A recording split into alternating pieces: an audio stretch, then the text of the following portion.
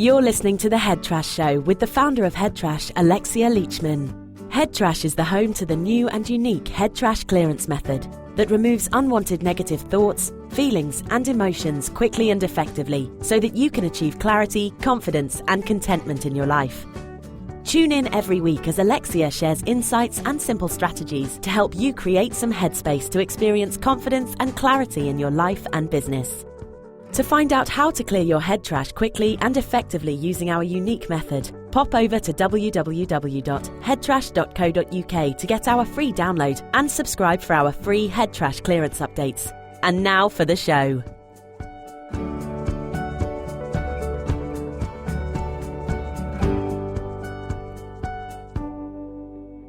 Hello and welcome back to the Head Trash Show. This is me, your host, Alexia Leachman. Thank you so much for joining me today.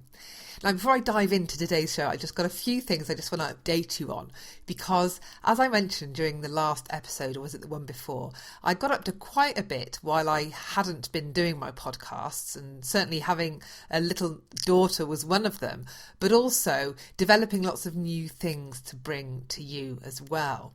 So I mentioned that one of the things I'm doing is writing a book at the moment, and I'm coming very, very near the end of that.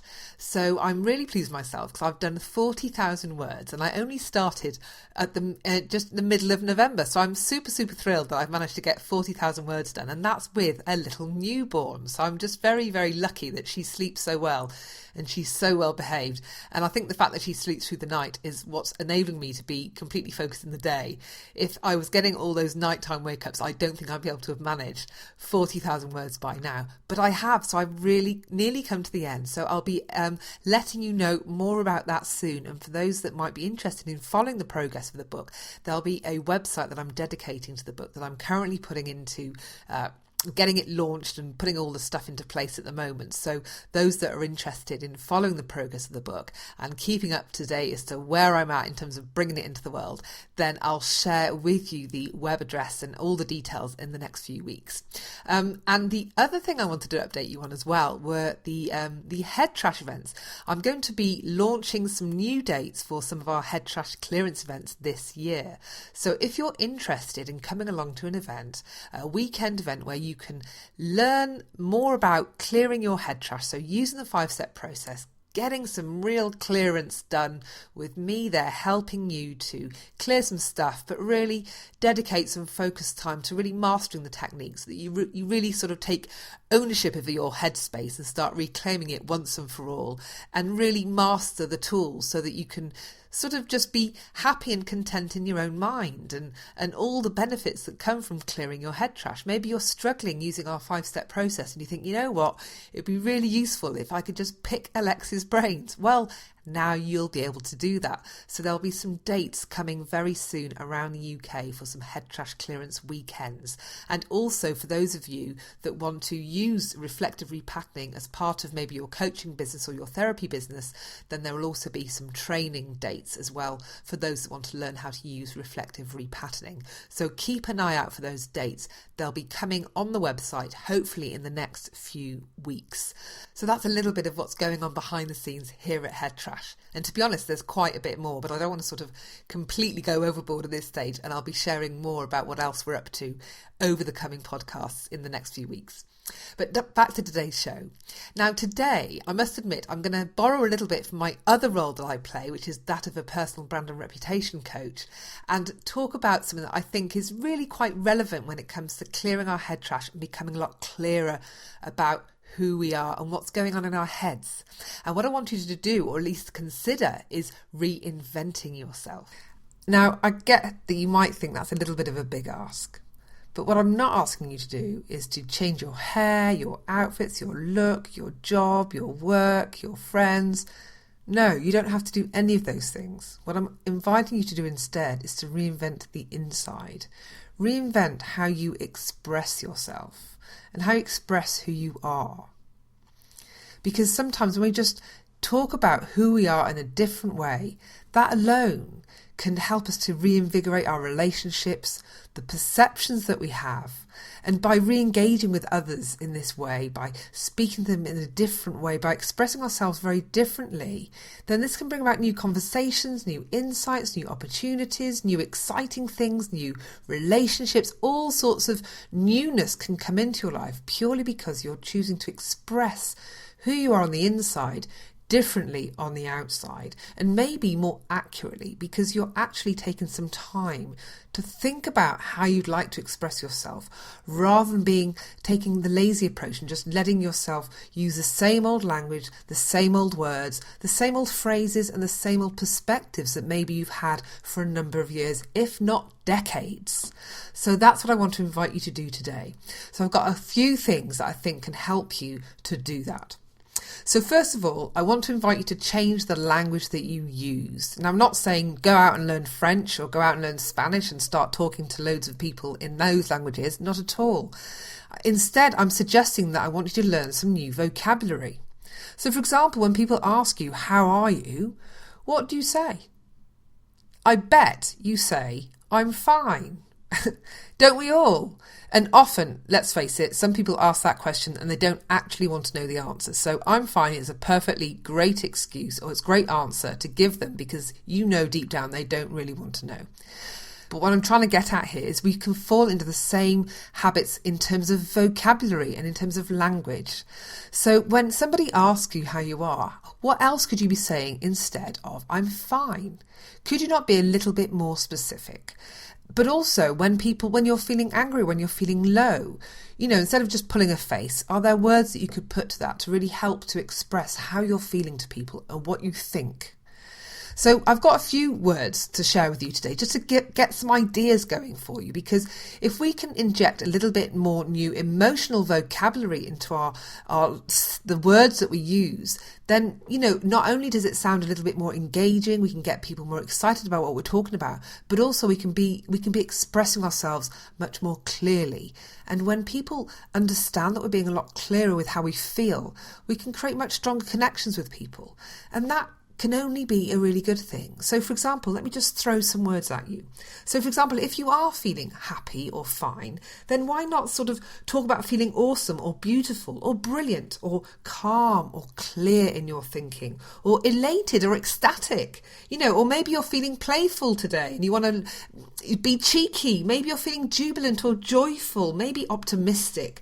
Already there's lots of things there that you could be saying that can open up an interesting conversation. Why are you feeling playful? What would you do? How would you answer that question if you were feeling playful? If you're feeling fun, or maybe today you're feeling fulfilled or satisfied. And why is that? Why is today a day of satisfaction or a day of fulfillment for you? Imagine where those conversations could go if you could already change how you answer that very simple question. How are you?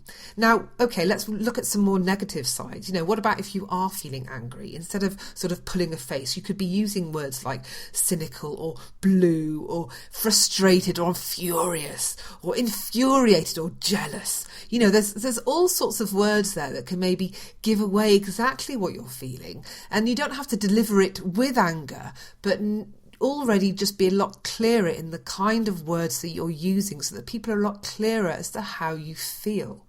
And maybe if you're feeling strong today, or confident, or adamant, or brave, maybe you're feeling determined about whatever it is you want to achieve, or feeling secure in your decision. Maybe you're feeling decisive and you know exactly what you want to do. And maybe you're feeling capable, or maybe you're feeling centered and grounded. All these are words that you could be using to describe how you feel and how you want others to know about how you feel. So all I want to do is invite you to sort of take a closer look at what you're thinking, what you're feeling, and search for some better words to describe that. Because once you can express yourself a little bit more clearly, then you never know what might come out as a result of that in the relationships and the people and the things that happen in your life. So that's the first thing, is change the language that you use in terms of the emotional language. But also there's a second part to this, and I want you to replace the negatives. Get rid of those negatives that you might be using. why always say things in a negative way? Whether it's complaining or highlighting the negative aspect of something, because there's always a positive aspect to something too. There's a good and bad in everything. So if you're choosing to see the bad in everything and then express that verbally, then you're probably living in a very negative world, and you'll be attracting people that are okay hearing all that negativity. I, for one, if I hear somebody around me being negative, I don't really want to be speaking to them. I don't want to be hanging around with them, and I'd rather them not be in my life. I would rather surround myself with positive people that have got positive things to say. And that's not to say I'm stuck in this woo-woo land of positive thinking where I will not see the negative. Sure, when the negative is there and needs to be highlighted, I'm quite happy to have that pointed out to me.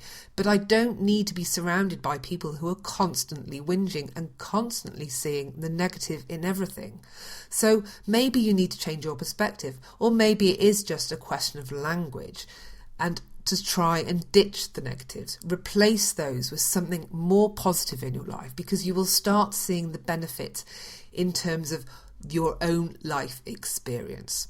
Now, I've got some more practical things that you can do in terms of how to express yourself differently. Now, how about this? If you're at work, if you have your own business, how about giving yourself a new job title? Yes. Now, I know that's a little bit far flung from the whole, emotional, heavy stuff that I started with. But yes, even the way that you describe what you do. If you have your own business, you're in the perfect position to do this. If you're an accountant, then don't describe yourself as an accountant, because everyone's just going to roll their eyes. I don't mean to offend, but they might, because they just assume that accountancy is boring. But I'm sure that what you do in your accountancy role is incredibly exciting. You're helping somebody to, make more money in their business. You're helping them to relieve the load and stop other people worrying about the money and the finances. And you're allowing the people that hire you to focus on doing what they do really, really well. So there are other ways of expressing who you are. And the great thing about coming up with the new job titles is it forces you to really consider what it is that you actually do and the value that you add to others. Now, just thinking about the value that you add to others is a brilliant thing, because it can remind you of the meaning that there is in your role, in your job, in whatever it is that you choose to do in your work. But by taking a closer look at what we do in our job or in our work means that we can reinvigorate our enthusiasm for it or our motivation for it. And so coming up with some interesting or more fun ways to describe what we do can just help us to fall back in love with it, with whatever we do. And the great thing about having a new job title is that when you meet new people, or when you tell people what you do, when you get asked inevitably whenever you meet new people, what is it that you do?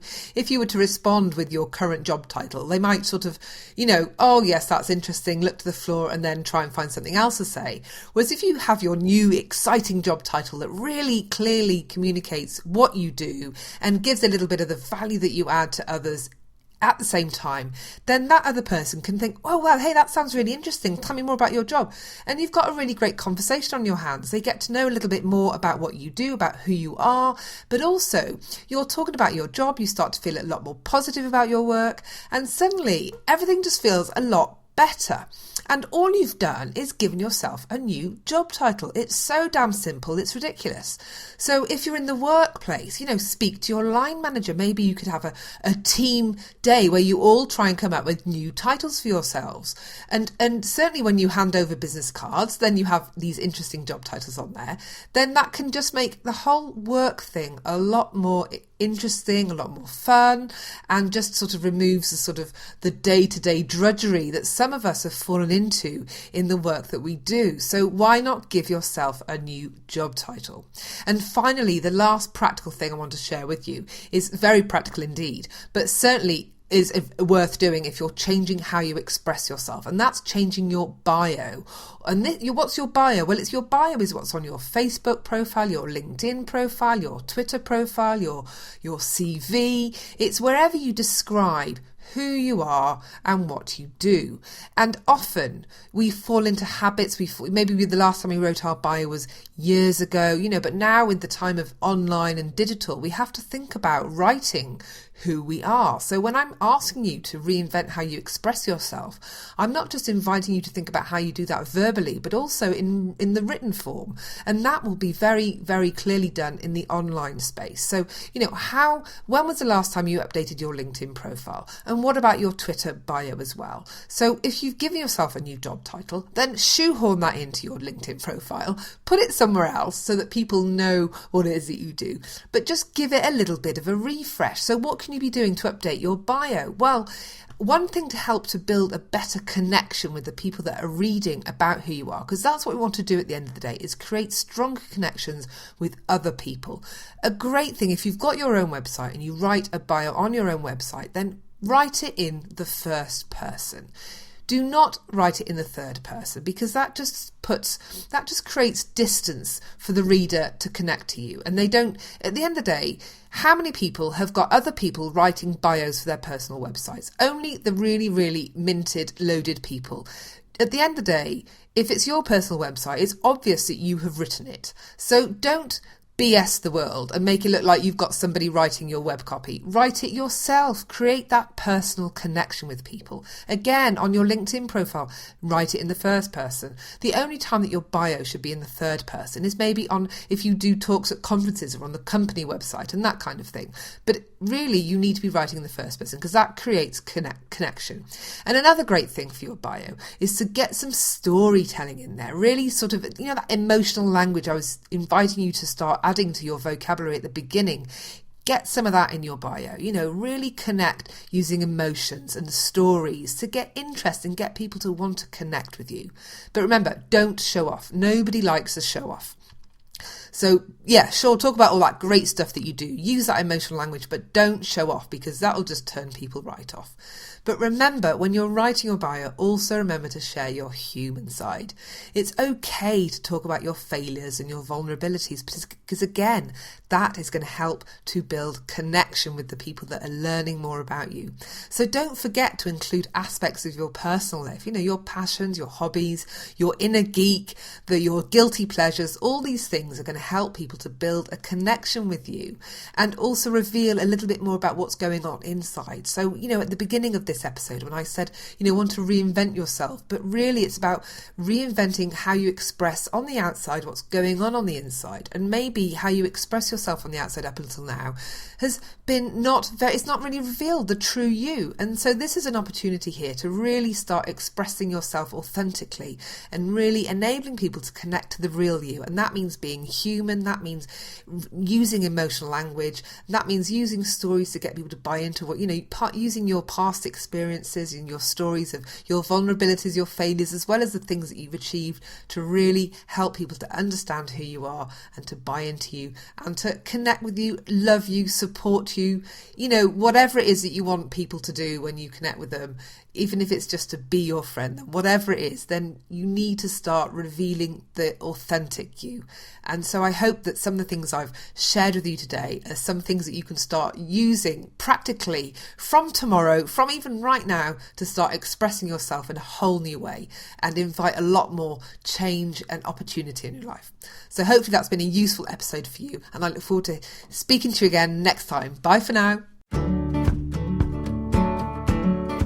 Thanks for tuning in. You've just been listening to Alexia Leachman here on The Head Trash Show. If you enjoyed the show, she'd really appreciate you leaving a review on iTunes. And don't forget to pop over to www.headtrash.co.uk to get your copy of the free 5 Steps to Clearing Head Trash guide. Stay tuned for upcoming episodes for more strategies, tips and how-tos for clearing your head trash and reclaiming your headspace.